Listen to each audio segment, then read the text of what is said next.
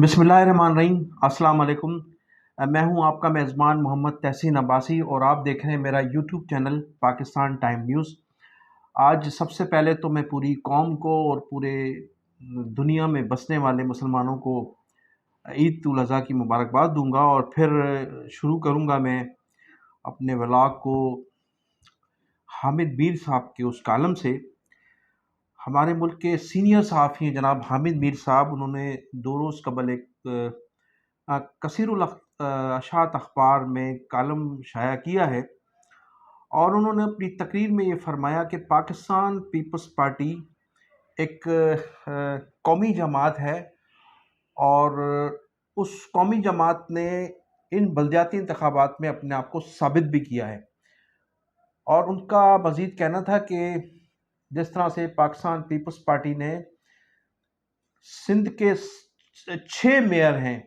6 mayor जो थे उन 6 मेयर्स में 4 मेयर उर्दू स्पीकिंग मुंतखब कराकर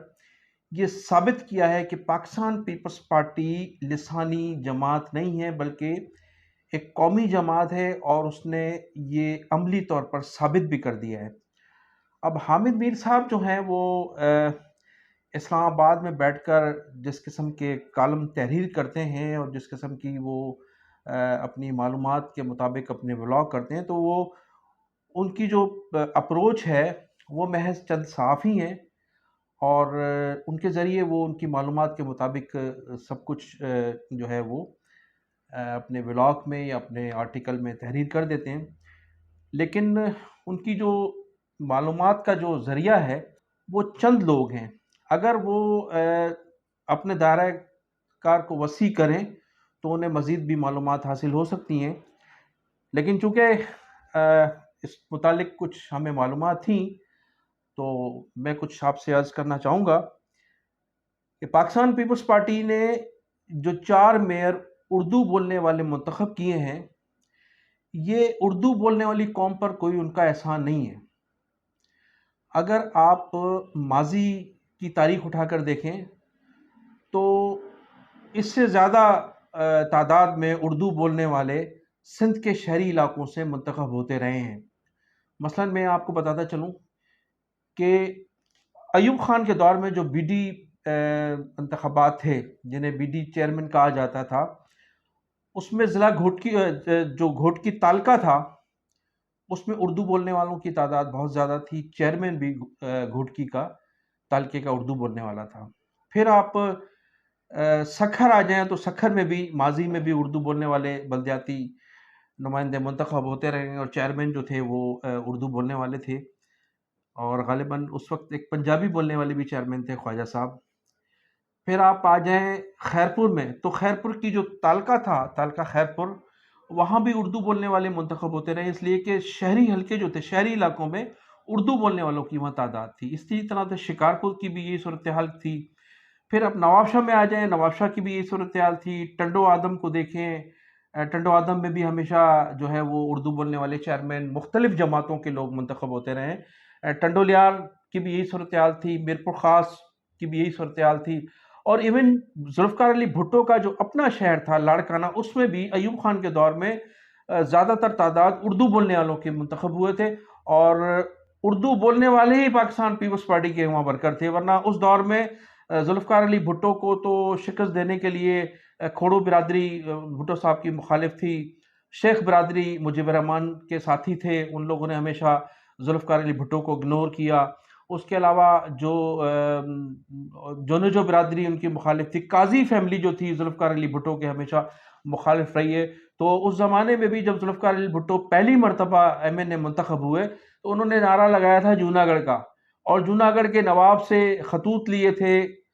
पहला इलेक्शन जीतने के लिए, चूँकि लाड़काना शहर में उर्दू बोलने वालों की आबादी थी और खोड़ो बिरादरी ज़ुल्फ़िकार अली भुट्टो की मुखालिफ थी। काजी जो थे वो भी मुखालिफ थे, शेख बिरादरी भी मुखालिफ थी। तो ज़ुल्फ़िकार अली भुट्टो को सबसे बड़ा जो एडवांटेज था वो उर्दू बोलने वालों का था और लाड़काना से उर्दू बोलने वालों ने ज़ुल्फ़िकार अली भुट्टो को वोट देकर पहली मरतबा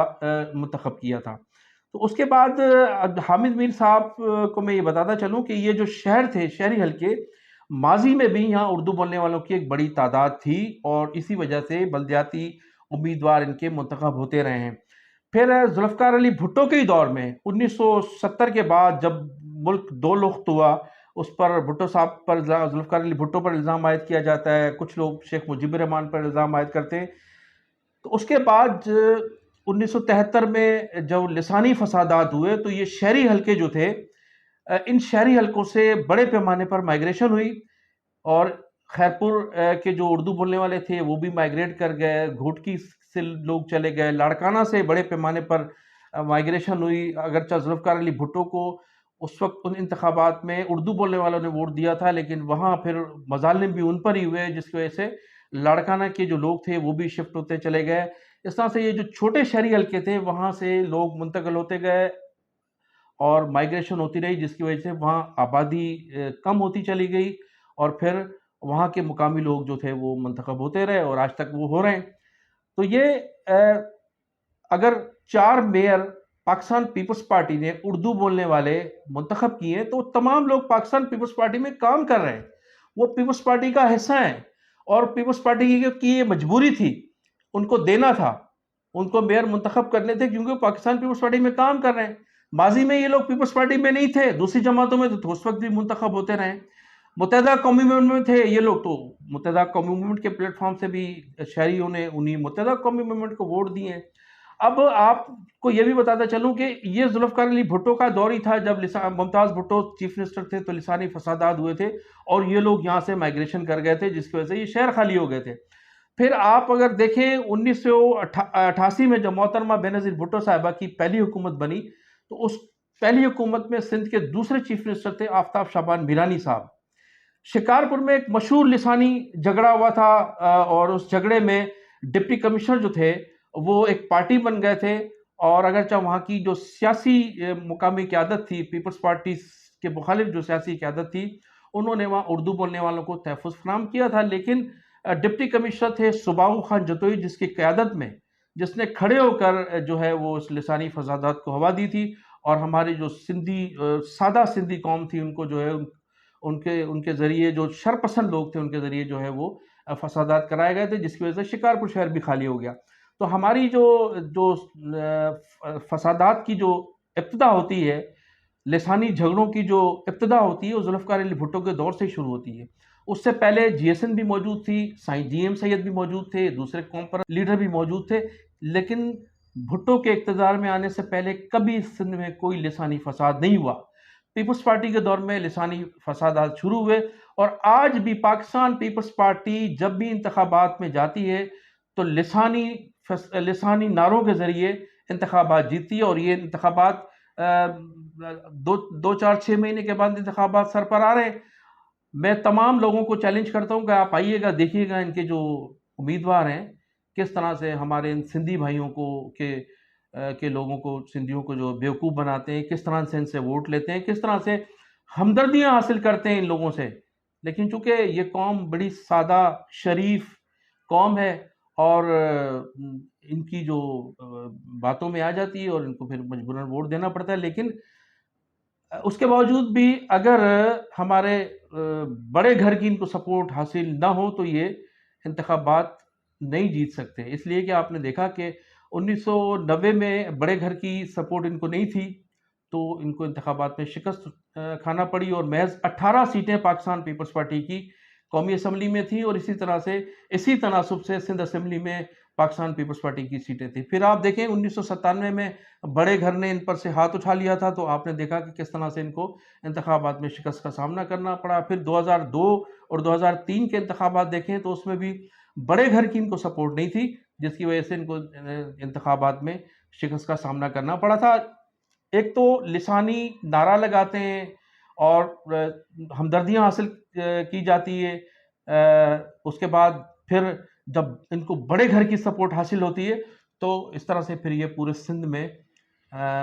سویپ بھی کرتے ہیں، انتخابات میں کامیابی حاصل کرتے ہیں، اور پھر یہ حکومتیں بناتے ہیں۔ لیکن مجھے محسوس ہوتا بڑے گھر کی بھی ان کو سپورٹ حاصل نہیں ہے، اور میں سمجھتا ہوں کہ اس مرتبہ لوگ جو ہیں سیلاب کے بعد لوگوں میں شعور بیدار ہوا ہے، لوگوں کو احساس ہوا ہے کہ پاکستان پیپلز پارٹی نے جس طرح سے شرجیل میمن نے اپنا فارم ہاؤس کو بچانے کے لیے ٹنڈولیار کو ڈبو دیا تھا. اسی طرح سے ہر M N A M P پر یہ داغ ہے، اور وہاں کے مقامی ووٹر سمجھتے ہیں کہ کس طرح سے سندھ کو ڈبویا گیا اور کس طرح سے جان بوجھ کر ڈبونے کی کوشش کی گئی. بعض علاقوں کو ڈبو دیا گیا محض فنڈ حاصل کرنے کے لیے. تو اس مرتبہ پاکستان پیپلز پارٹی کے لیے انتخابات جیتنا خاصا مشکل نظر آ رہا ہے. اس کے علاوہ پھر چونکہ دبئی میں جو مذاکرات ہوئے ہیں پاکستان پیپلز پارٹی اور مسلم لیگ نون کے درمیان، تو اس میں بھی مریم نواز نے اور میاں نواز شریف صاحب نے ان پر واضح کر دیا ہے کہ انتخابی ایڈجسٹمنٹ نہیں ہوگی، ہر جماعت اپنے اپنے پلیٹ فارم سے الیکشن لڑے گی. اور اس سے قبل رانا ثناء اللہ نے جب آصف زرداری صاحب لاہور میں بیٹھ کر پاکستان پیپلز پارٹی میں لوگوں کو جوائن کروا رہے تھے، پیپلز پارٹی جوائن کروا رہے تھے، اس وقت انہوں نے کہا تھا کہ یہ جو پارٹیوں کے مفلر ہیں، ہم سندھ میں جا کر بھی ہم بھی ڈالنے کی کوشش کریں گے اور ہمیں کوئی روک نہیں سکتا. تو اس کا مقصد یہ ہے کہ مسلم لیگ نون جو ہے وہ پوری طرح سے کوشش کرے گی کہ سندھ میں بھی ان کے لوگ منتخب ہوں. اور اس طرح سے ایک بہت جو وسیع گروپ ہے پاکستان پیپلز پارٹی کا، مخالف وسیع گروپ جو ہے اس وقت سندھ میں، وہ بڑی بےتابی سے منتظر ہے کہ انہیں بڑے گھر کی سپورٹ حاصل ہو یا پھر انتخابات نیوٹرل ہوں، انتخابات میں دھاندلی نہ ہو، انتخابات میں بدماشی نہ ہو، انتخابات میں چال بازی نہ ہو. تو پھر جو ہے وہ پوری طرح سے تیار ہیں. میں ان کے نام آپ کو بتا سکتا ہوں. ٹھٹھا کے شیرازی پاکستان پیپلز پارٹی کو چھوڑنے کے لیے تیار ہیں، ان کے پوری طرح سے بڑے گھروں سے بھی رابطے ہیں، دوسری جماعتوں سے بھی رابطے ہیں. پھر آپ دیکھیں نوشیر و فیروز کے جتوئی، پھر دادو کے جتوئی، پھر شکارپور کے جتوئی، پھر اس کے بعد ارباب گروپ آپ کے پاس موجود ہے. پھر پیر صاحب پگاڑا کی ایک بہت بڑی جماعت موجود ہے. اگر نیوٹرل انتخابات ہوں تو پیر صاحب ایک بہت بڑی طاقت ہے سندھ کی، وہ بہت سی سیٹیں جو ہیں وہ نکال سکتے ہیں. اس کے علاوہ بہت سے آزاد راہو گروپ جو ہے، اسماعیل راہو بھی پوری طرح سے پاکستان پیپلز پارٹی کو چھوڑنے کے لیے تیار بیٹھے ہیں. پھر ٹھٹھا میں پپو شاہ اور ان کی وائف یاسمین شاہ ذوالفقار مرزا کے ہاتھ مضبوط کرنے کے لیے تیار ہیں. اس کے علاوہ اور بھی دوسرے نواب شاہ میں سردار ڈائیڑی جو ہیں، اور اس کے علاوہ اور بھی دوسرے گروپس جیسے موجود ہیں. اس طرح سے ہر ضلع میں سردار علی گور خان مہر کا ایک پورا گروپ گھوٹکی میں موجود ہے، اور سکھر میں بھی جو ہے جتوئی گروپ ایک موجود ہے. تو پورے تمام سندھ کے تمام اضلاع میں ایسے گروپس موجود ہیں جو پاکستان پیپلز پارٹی سے مقابلہ کرنے کی صلاحیت بھی رکھتے ہیں اور طاقت بھی رکھتے ہیں. لیکن جب تک بڑا گھر یا تو نیوٹرل ہو یا پھر انتخابات میں ان کی سپورٹ کی جائے، تو پاکستان پیپلز پارٹی کے ووٹوں کا اور ان کی طاقت کا اندازہ لگا لینا مشکل نہیں ہے. اب اس صورتحال میں جب نواز شریف صاحب سے وہ مایوس ہو گئے آصف علی زرداری صاحب، تو انہوں نے ایک نیا پتہ پھینکنے کی کوشش کی اور بانی متحدہ الطاف حسین صاحب کے پاس انہوں نے اپنے ایک ایلچی کو بھیجا تھا. اب وہاں کیا باتیں ہوئی اس کے متعلق تو مجھے معلوم نہیں ہے کہ بانی متحدہ الطاف حسین صاحب نے انہیں کیا جواب دیا. تو ماضی میں ایک مرتبہ ایسا ہوا ہے کہ 1993 میں جب پاکستان پیپلز پارٹی کو نواز شریف کے مقابلے میں اکثریت حاصل کرنا تھی، 1993 میں بڑے گھر کے اشارے پر متحدہ قومی موومنٹ نے 1993 کے انتخابات کا قومی اسمبلی کا بائیکاٹ کیا تھا. اور ان قومی اسمبلی کے بائیکاٹ کے باعث بہت سی ایسی نشستیں تھیں جو پاکستان پیپلز پارٹی نے حاصل کی تھی، اور کچھ آزاد امیدوار جیتے تھے، اور کچھ ایسے لوگ تھے جو دوسری جماعتوں کے پلیٹ فارم سے جیتے تھے، لیکن انہوں نے پاکستان پیپلز پارٹی کو سپورٹ کیا تھا، جس کی وجہ سے محترمہ بینظیر بھٹو کی حکومت قائم ہوئی تھی، اور وہ حکومت تقریباً 3.5 سال تک چلتی رہی تھی. اسی طرح سے پھر 2 دن کے بعد متحدہ قومی موومنٹ کا بائیکاٹ ختم ہوا اور انہوں نے وہ تمام نشستیں واپس لی تھی جو بائیکاٹ کے ذریعے دوسری جماعتوں کے پاس گئی تھی. تو یہ واضح تھا کہ وہ زبردستی بائیکاٹ کرایا گیا تھا، بڑے گھر کے کہنے پر بائیکاٹ کرایا گیا تھا. ابھی بھی آصف زرداری صاحب کی یہ کوشش ہے کہ اگر بڑے گھر کے اشارے پر متحدہ قومی موومنٹ بعد انتخابات میں حصہ لیتی ہے اور الطاف حسین ایک مرتبہ پھر بائیکاٹ میں جاتے ہیں، تو الطاف حسین کے ووٹ پاکستان پیپلز پارٹی کے ان امیدواروں کو ملنے چاہیے جو سندھ کے شہری حلقوں میں وہ جن لوگوں کو ٹکٹیں دیں گے، تاکہ وہ ان شہری حلقوں کی سیٹیں بجائے متحدہ قومی موومنٹ بہادرآباد کے پاس جانے کے بجائے پاکستان پیپلز پارٹی کے لوگ جیتیں، اور وہ ایک اسی طاقت کے ساتھ، اسی قوت کے ساتھ سندھ میں اپنی حکومت بھی بنائیں اور مرکز میں بھی ایک مضبوط گروپ بنا سکیں. لیکن اس کے لیے پاکستان پیپلز پارٹی کو ان 15 سالوں میں سوچنا چاہیے تھا کہ کس طرح سے آپ نے شہری حلقوں کو مایوس کیا ہے، کس طرح سے آپ نے نوکریوں میں، ٹرانسفر میں، پوسٹنگ میں جس طرح سے شہری حلقوں کو، سندھ کے شہری لوگوں کو آپ نے مایوس کیا ہے. اگر وہاں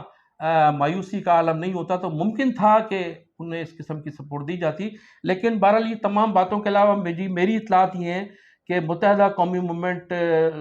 90 کو جو ہے انتخابات سے قبل ہی موقع ملے گا، اور اس سلسلے میں بہت سے ذرائع یہ کہہ رہے ہیں کہ الطاف حسین پر پابندی جو ہے بہت جلد اس کا خاتمہ ہونے جا رہا ہے. اس کی بہت سی بنیادی وجوہات ہیں. آپ نے دیکھا کہ 11 جون بھی امن و امان سے گزر گیا. شہریوں نے 11 جون کو بھی بڑے انجوائے کیا، الطاف حسین کو یاد کیا، اس کے نعرے اور اس کے نغمے سنے گئے پہلی مرتبہ ایک طویل عرصے کے بعد. اور پھر عید الاضحیٰ کے دن بھی آپ نے دیکھا کہ الطاف حسین کے نام پر سینکڑوں قربانیاں ہوئی ہیں. الطاف حسین کے نام پر گوشت تقسیم ہوا، اس کی جو شاپنگ بیگ تھے جس میں گوشت تھا اس میں الطاف حسین صاحب کی تصاویر لگی ہوئی تھیں. اور پھر بعض علاقوں میں تو جو باربیکیو انجوائے کیا نوجوانوں نے، وہاں ایک طرف تو چند لوگ باربیکیو بنا رہے تھے نوجوان، اور پھر بعض جگہوں پر جو اسی